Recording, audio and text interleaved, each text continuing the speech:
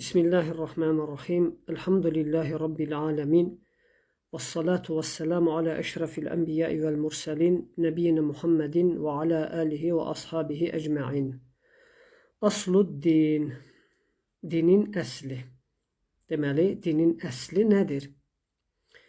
Qısa olaraq, etiqad olunması və əməl edilməsi mütləq olaraq tələb olunan hər bir şey dinin əslidir. Etiqad edilməsi və əməl olunması mütləq olaraq tələb olunan və qaçınılmaz olan şey bu dinin əslidir. Və yaxud başqa ibarə ilə desək, dinin əsli, yəni ki, o şey ki, dinin əsas prinsipidir. O şey ki, dinin əsas hədəf və məqsədidir.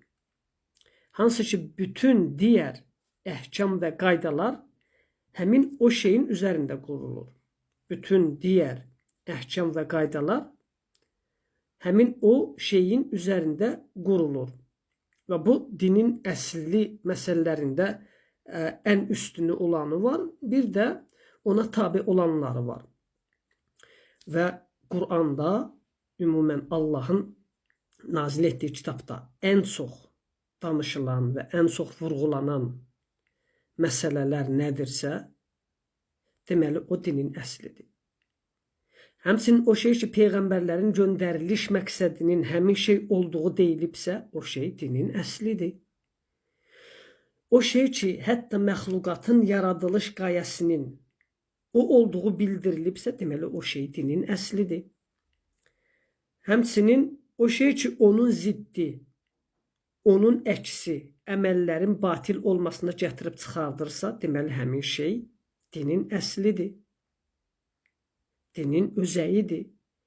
Yəni ki, onsuz din yoxdur. Dinin əsli deyəndə bu başa düşülür.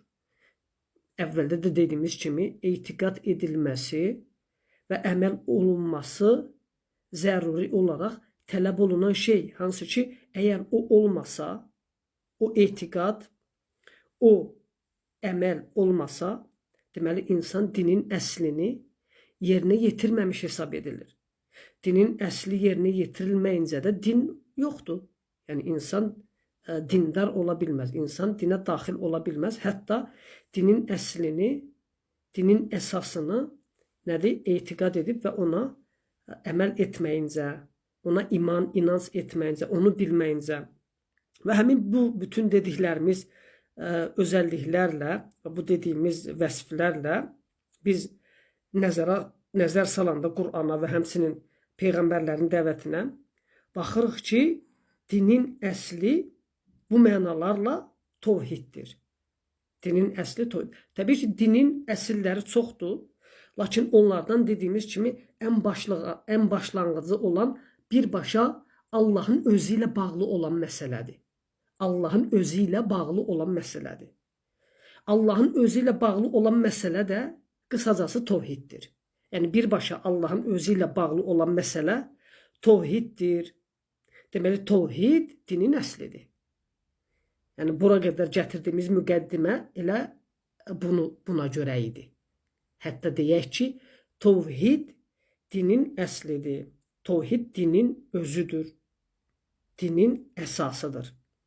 Tovhid Allahın qulları üzərindəki ən böyük haqqıdır. Tovhid Qur'anın nazil olma səbəblərindən birisidir. Tovhid məxluqatın məhz ona görə xəlq edildiyi əsas qayəsidir. Və buna əsasən də mütləq ilk növbədə biz baxmalıyıq ki, tovhid nədir? Çünki axı bu dinin əslidir. Yaxşı, nədir? Mənası nədir? Bunu inşallah dəlillərlə nədir? Öyrənək, hətta bu əslə zidd olan bütün inanc və əməllərin batil olmasını dərk etmək bizdə çətinlik törətməsin. Yəni sən biləndə dinin əsli nədir? Dedik ki, tovhiddir. Və sən tovhidi bilib dərk edəndən sonra artıq buna zidd olan, batil olan hər bir etiqad və əməlin həqiqətində dinsizlik olmasını dərk etməyin, bu artıq səndə sıxıntı törətməyəcək. Deməli, tövhid. Nədir tövhid? Tövhid çox müxtəsər şəkildə, yəni şəriksiz, ortaqsız, bənzərsiz, tək olaraq qərar verməkdir. Yəni, lüğətdə tövhid budur. Hər hansısa bir şeyi tək, yəni vahid olaraq, tək olaraq, şəriksiz olaraq, ortaqsız olaraq, bənzərsiz olaraq qərar verməkdir. Və tövhid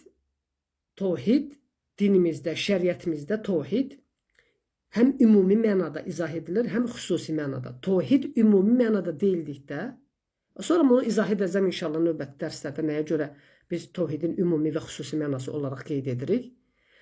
Tövhid ümumi mənada ifradullahi fi haqqihi. Allahın özünə aid olan haqlarında təklənməsidir. Tövhid ümumi mənada budur.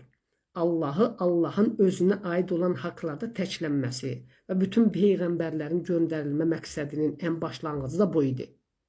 Allahın özünə aid olan haqlarda təklənməsinin keyfiyyətini insanlara izah etmək. Xüsusi mənada tövhid isə ifradullah fil ibadə. Allahı ibadətdə təkləmək. Allahı ibadətdə təkləmək. Deməli, birinci tövhid ümumi mənada dedik ki, Allahın özünə aid olan haqlarda təklənməsi. Və bu olduqca böyük və əzəmətli bir haqlardır. Allahla bağlı olan haqlardır. Allaha aid olan haqlardır. Allaha aid olan haqlar isə dediyimiz kimi əzəmətli və böyük bir haqlardır. Və həmin bu haqlar da Allaha aid olan Allahın haqları, yəni Allahın haqqı çoxdur ümumən, amma Allah Teala əsasən qullardan özü barədə, öz haqqı barədə tələb etdiyi haqları, yəni bildiyimiz tövhidin 3 qismidir. Bildiyimiz tövhidin 3 qismi. Allahın rububiyyətindəki haqqı, Allahın uluhiyyətindəki haqqı, üçüncüsü də Allahın ad və sifətlərindəki haqqı. Tövhidin 3 qismi.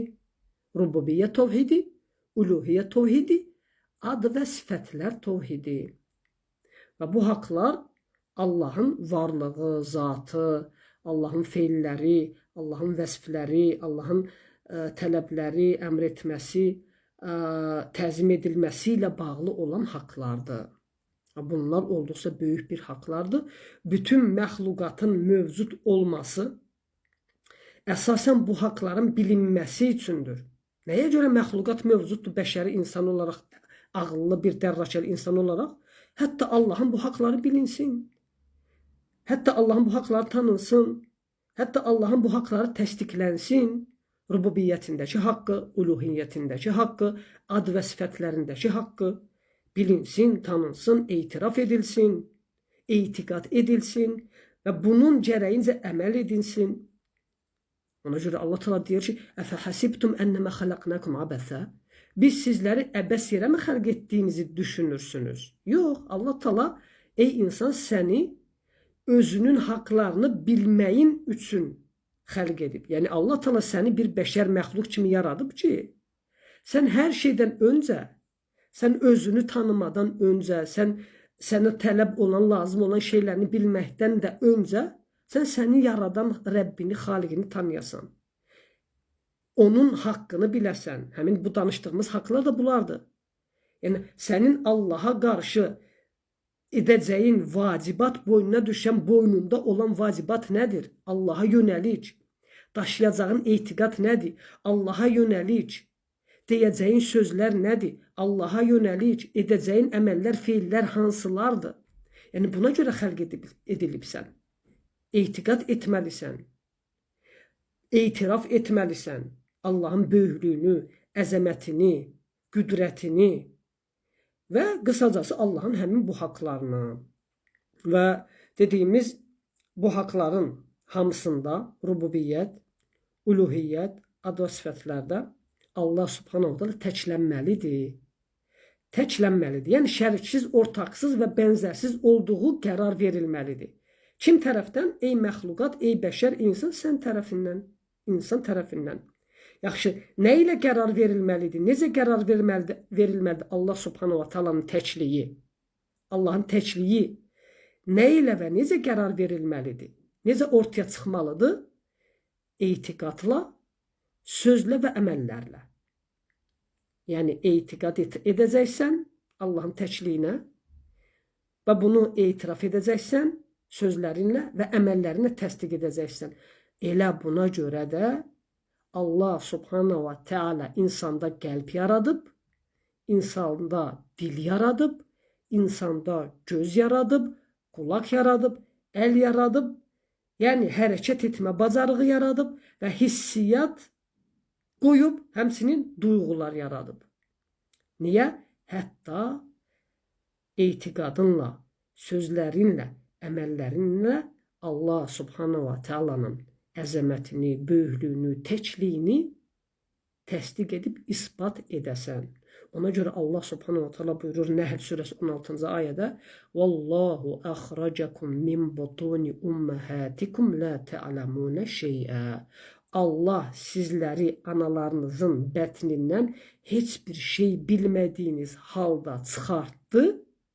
وَجَعَلَ لَكُمُ السَّمْعَ وَالْأَبْصَارَ وَالْأَفْئِدَةَ لَعَلَّكُمْ تَشْكُرُونَ. Sonra sizlərə qulaq, göz və ürək verdi ki, bəlkə şükür edəsiniz.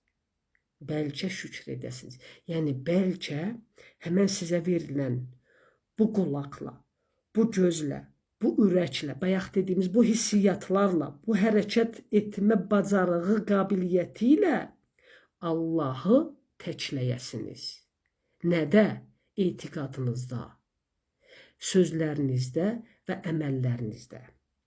Allahı təkləyəsiniz. Həmən şükür etməniz də bu deməkdir. Nə zaman insan şükür edən qul sayılır? Qəlbi ilə, sözləri ilə, əməlləri ilə Allaha qul olanda. Yalnız Allaha qul olanda. İbadətləri ilə Allahı təkləyəndə. Allahı şəriksiz, ortaqsız, bənzərsiz qərar verəndə. Necə, nə cür? Etiqadı ilə, sözləri ilə və əməlləri ilə. Bu qədər yetərlidir. İnşallah növbəti dərsdə Tohidin növlərindən və dəlillərindən danışarıq və həmçinin dinin əsli olan məsələsində yenə danışacağım inşallah. Subhanakallahumma bihamdik. Əşhədu ən la ilahe illə ent. Əstəğfiruka və etûbü ileyk. Allahumma salli və sallim və barik alə abdika və rasulika nəbiyyina Muhammed.